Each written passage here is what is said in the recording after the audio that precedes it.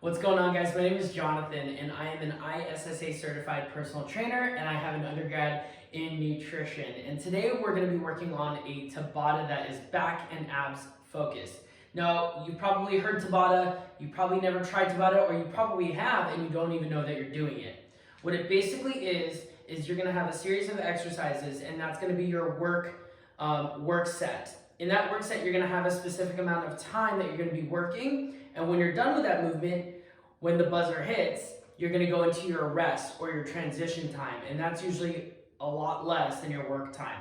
So today it's going to be a 30-15. So we're working for 30 seconds, transitioning or resting to our next move for 15 seconds, and we're going to cycle through our exercises today about 8 rounds. So get ready. So for today's Tabata back and abs, normally I gravitate towards my dumbbells, and I've had the pleasure of being able to use dumbbells throughout my entire home workout routine, but some of us don't necessarily have that kind of luxury. But we do all have access to Amazon, and hopefully you primed your stuff. But on Amazon, I bought these power bands, and if you notice I'm wearing them, and they're a bunch of different colors, and they come in a bunch of different thicknesses, which just means that they are different resistances. Now, they sell them in sets and they sell them individually.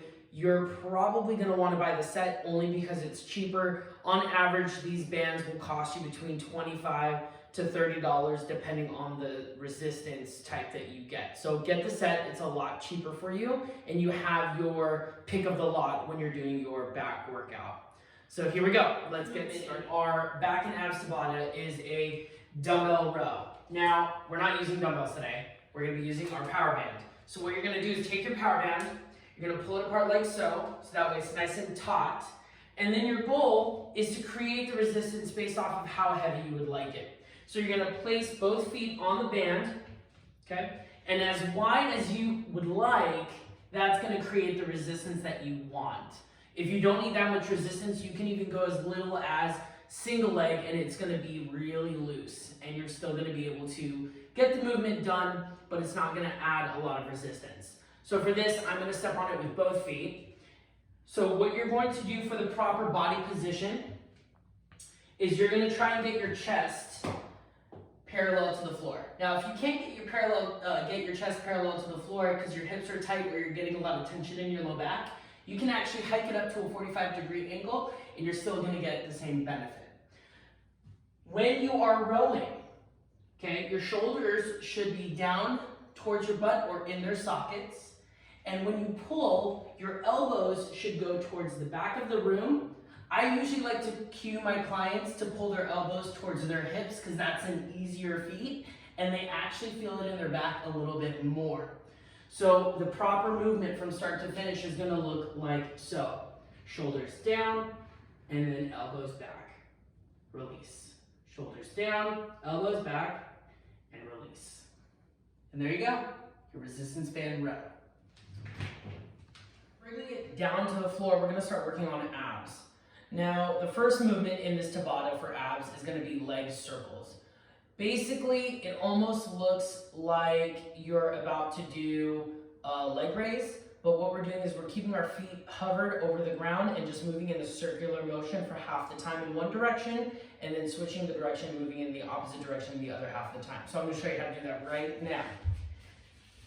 Go ahead, and for all fitness levels, you can make this as hard as you would like it. So I like to go either hands or elbows down to the ground. You can actually go all the way down and put your hands underneath your butt if you need that additional support. So I'm going to do this on my hands just for the sake of the tutorial. Point the toes, and we're going to be going in small circles. If you need more difficulty, bring it down to the elbows and then lower your legs just a little bit more, and then we're going to go in a circle again.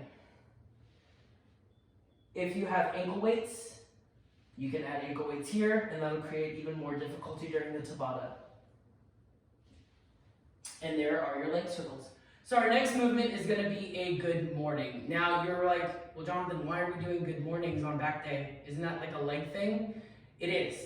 It's also a back thing because you're creating back support or back stability in the movement, which is also going to help you on deadlifts. So we're going to work on it on back day.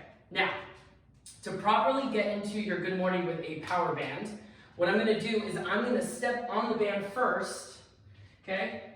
like so, and I'm going to squat to enter the band, and this is the same way I would exit the band safely. So I'm getting nice and low, okay? And I lead with my chest as I stand up. So I'm leading with my chest. Now that's not the good morning. The good morning is more of a hip hinge or like a deadlift movement.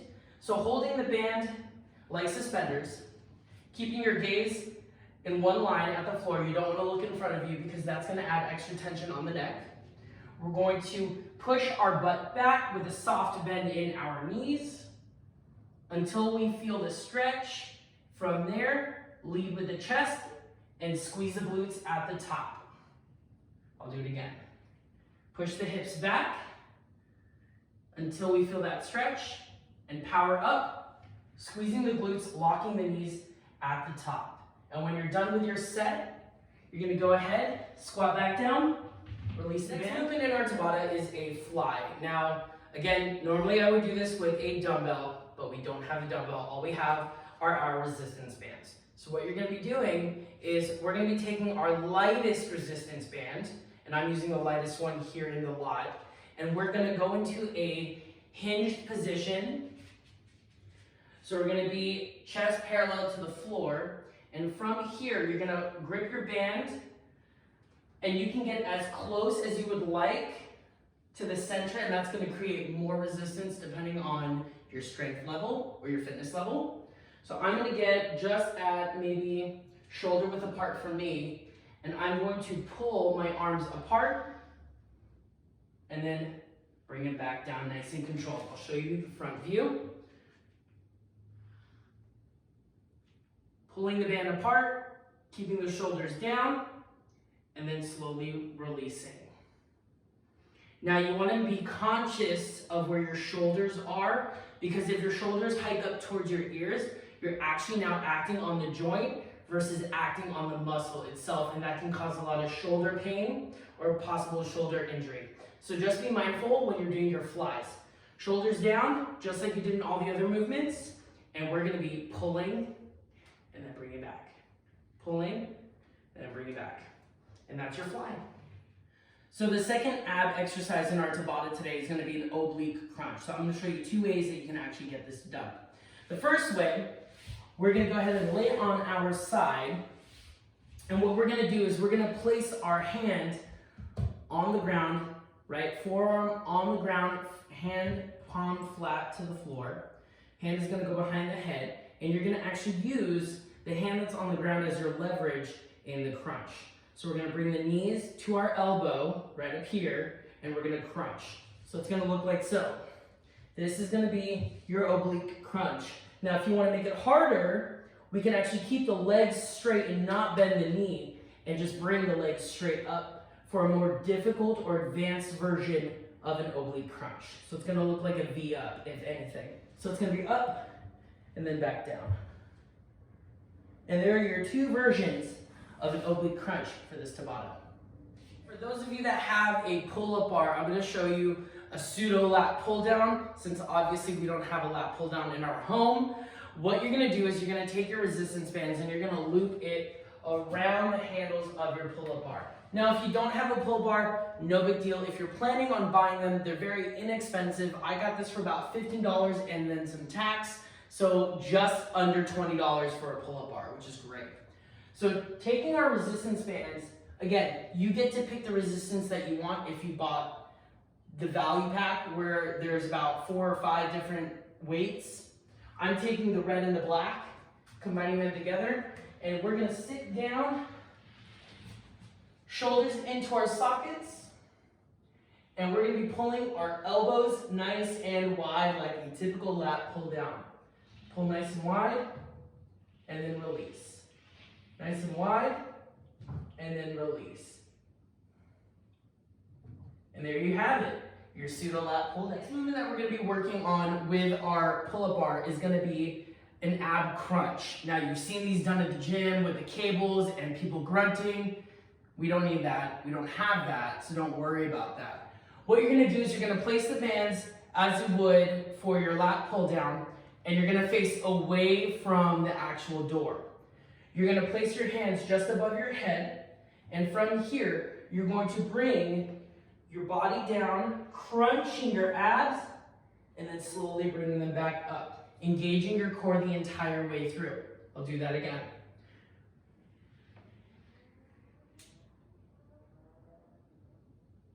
And there you have it. Your own ab crunch machine at home. Now that we have all of our movements down, we're gonna go ahead and execute our Tabata. So let me go ahead and set my timer on my phone. You can get any timer app that you like or just use your regular cell phone timer. I'm setting my fitness timer right now. We got 30-second rounds, 15-second rest, 7 exercises, and we're going through these 8 times. So if you're using a fitness app, it should be about a 41-minute workout if you're doing it correctly. All right, guys, let's get this started.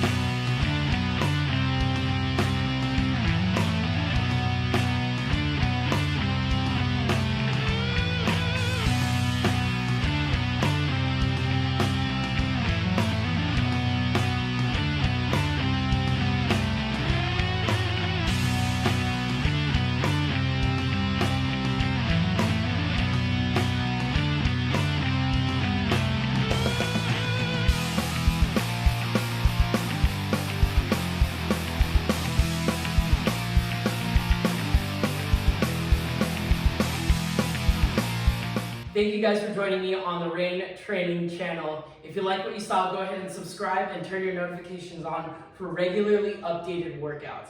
And if you're that impatient to get workout content, go ahead and swing by my Instagram at johngeorge_ for more fitness content here in my home gym. Thank you guys for sweating with me, and please be safe out there.